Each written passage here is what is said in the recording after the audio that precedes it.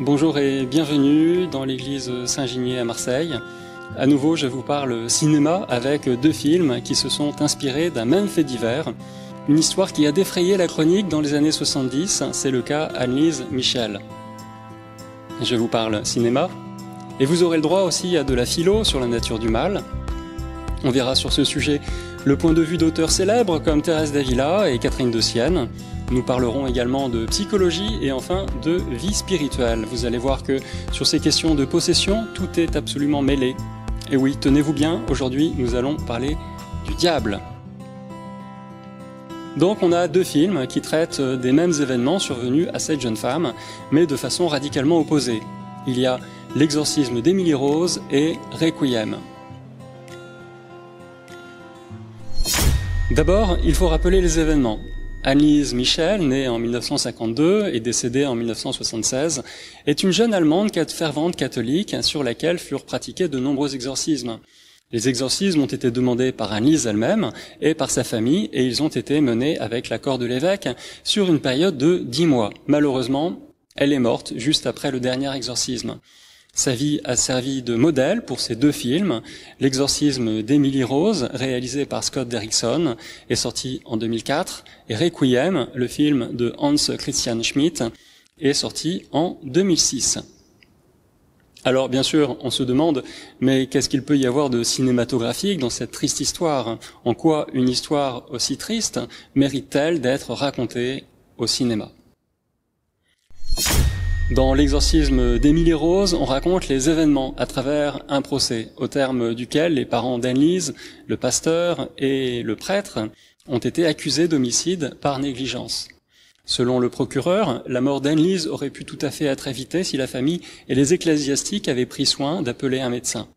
Le juge n'a pas jugé bon de reconnaître l'intervention de créatures démoniaques dans cette affaire et a donné raison, sans surprise, au procureur et a condamné la famille, le prêtre et le pasteur. Et le réalisateur nous invite à penser qu'au-delà du cas d'Annelise, eh bien c'est toute l'Église et les chrétiens qui sont présumés coupables. Malgré tout, ce procès a été l'occasion de témoigner dans une cour de justice devant les médias et toute l'opinion publique de la réalité du diable, avec à la clé l'audition des démons eux-mêmes dont les voix avaient été enregistrées pendant les séances d'exorcisme. Alors pour comprendre le peu de réaction de l'Église dans cette affaire, il faut se rappeler que 3 ans auparavant, en 1973, un film à grand succès est sorti aux USA, L'Exorciste, qui a suscité beaucoup d'engouement sur ces questions d'exorcisme, et donc l'épiscopat ne voulait pas faire de vagues et a accepté le jugement sans faire appel. Et suite à ces événements, l'Église a même revu en profondeur le rituel romain de l'exorcisme pour clarifier la procédure et faire intervenir davantage de médecins et de psychologues. Dans l'autre film, Requiem, traitant de la même histoire, sorti 2 ans après l'exorcisme d'Émilie Rose, donc le Requiem, sorti en 2006, le personnage d'Annelise est incarné par Michaela, qui a 21 ans. Michaela a grandi dans une petite ville du sud de l'Allemagne et depuis de nombreuses années, Michaela souffre d'épilepsie et rêve de reprendre ses études à l'université. Elle y découvre la liberté, l'amitié et un amour naissant pour Stéphane. De nouvelles attaques épileptiques, plus violentes que les précédentes, lui font entendre des voix et lui révèlent d'inquiétantes apparitions. Craignant d'être renvoyée dans sa famille, Michaela consulte un prêtre. Et ses élans de liberté, ses aspirations, ses premiers amours vont se trouver contrariés par le prêtre et par la famille qui vont lui faire croire qu'elle est possédée par des forces démoniaques. Voilà, ça c'est dans le film Requiem. Prise donc entre psychiatrie et exorcisme, Michaela va progressivement s'affaiblir et mourir. Victime, selon le réalisateur, de l'obscurantisme de l'Église. Bref, une histoire revue et corrigée par un réalisateur 68 arts pour défendre la thèse classique que l'Église vous cache des choses, vous manipule en secret et vous empêche de vous épanouir. Le film met de côté les dizaines d'enregistrements qui ne vont pas vraiment dans le sens d'une épilepsie. Le film est assez ennuyeux, son intrigue est linéaire, sans rebondissement particulier, et il a eu beaucoup moins de succès que le premier. Mais il a le mérite d'exister quand même, et de proposer une vision alternative en défendant la thèse d'une maladie provoquée par une autosuggestion et des troubles psychologiques. Là où, à mon avis, le réalisateur de Requiem a tout à fait raison, c'est dans la prise en compte de la psychologie et des fragilités des personnes qui font appel au service de l'Église pour ces questions d'exorcisme. Et justement, j'étais avec un collègue prêtre l'autre jour qui a longtemps exercé cette mission d'exorciste. Et je lui demandais, alors, est-ce que c'est vrai, toutes ces histoires qu'on raconte sur le côté impressionnant des séances d'exorcisme? Et il me répondait simplement, le diable est trop malin pour se montrer au grand jour. Non, il passe simplement par nos faiblesses. Alors si vous voulez du sensationnel, je vous le dis tout de suite, passez votre chemin parce que je vais essayer d'avoir un regard posé sur ces questions, loin des images de cinéma qui ont pu marquer, hanter votre imagination. Avant tout, il faut rappeler que le diable existe. Si on en croit Jésus, c'est difficile de ne pas croire au diable, parce que le diable, Satan, est partout présent dans l'Évangile. Mais est-ce qu'en parlant du diable, de Satan, de Lucifer ou de Belzébuth, on n'est pas en train de donner de la consistance à quelque chose qui, par définition, n'en a pas? Est-ce qu'on n'est pas en train de lui donner un visage, un nom, une épaisseur, une réalité? Parce que finalement, qu'est-ce que c'est le mal? Eh bien, c'est un manque. Dans le domaine de la santé, par exemple, le mal, c'est un manque par rapport au bien qu'est le fonctionnement normal d'un organisme. Dans le domaine de l'enseignement, l'ignorance est aussi un mal, c'est un manque de connaissances. Dans le domaine économique, une crise comme celle que nous traversons suite au coronavirus est un défaut dans la libre circulation des capitaux et des biens. Voilà, donc que le diable existe, ça ne fait aucun doute. Par contre, que certains aient tendance à le voir partout, c'est aussi une réalité. Et c'est Sainte Thérèse d'Avila qui écrivait dans le livre de sa vie, au chapitre 25, je cite, « En ce qui me concerne, les individus effrayés par le diable me font davantage peur que le diable lui-même, car ce dernier ne peut rien me faire alors que les premiers, surtout s'il s'agit de confesseurs, remplissent l'âme d'inquiétude. J'ai passé, dit-elle, à cause de nombreuses années de tourments. » Fin de citation.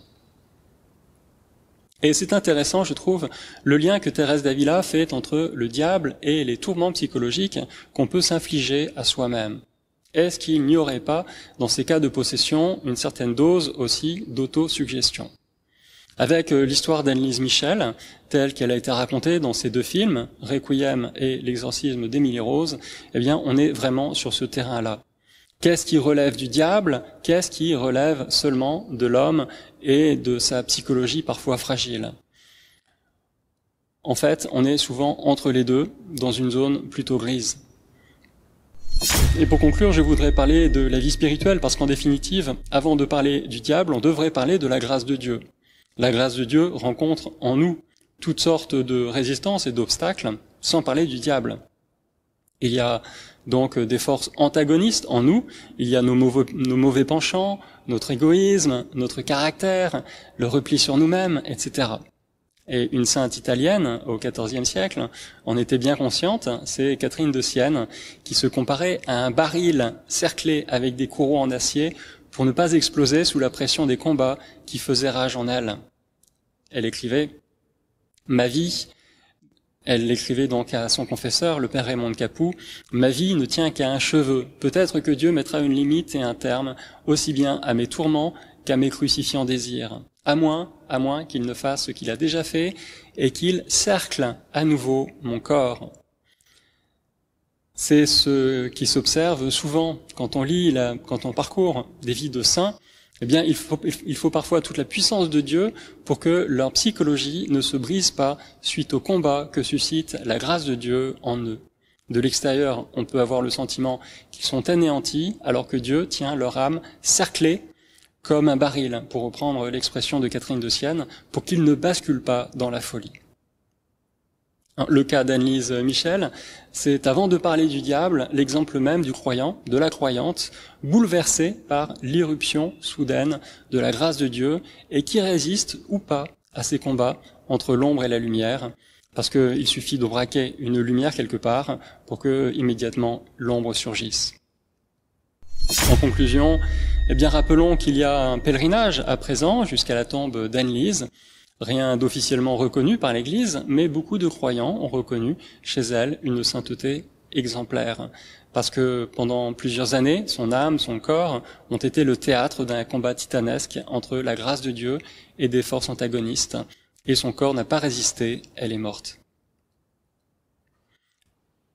Je rappelle cette anecdote un dimanche, au cours d'une promenade avec son ami Peter, l'état d'Anne-Lise est brusquement devenu préoccupant. Anne-Lise n'arrivait presque plus à parler, elle ne pouvait pas marcher et ne tenait pas debout sans être soutenue.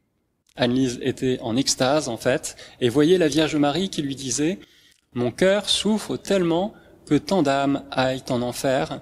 Il est nécessaire de faire pénitence pour les prêtres, pour les jeunes et pour tout ton pays. Veux-tu faire pénitence pour ces âmes, de sorte que tous ces gens ne souffrent pas en enfer ?»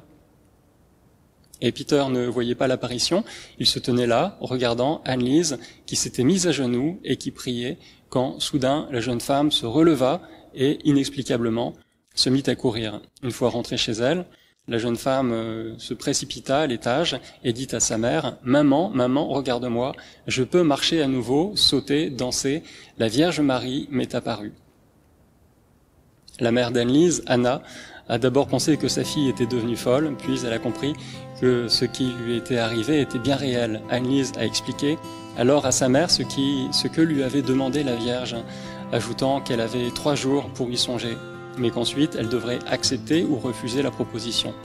Anna, la maman, a passé le reste de sa journée aux côtés de sa fille, priant pour qu'elle refuse, mais Anne-Lise se sentait incapable de porter cette responsabilité.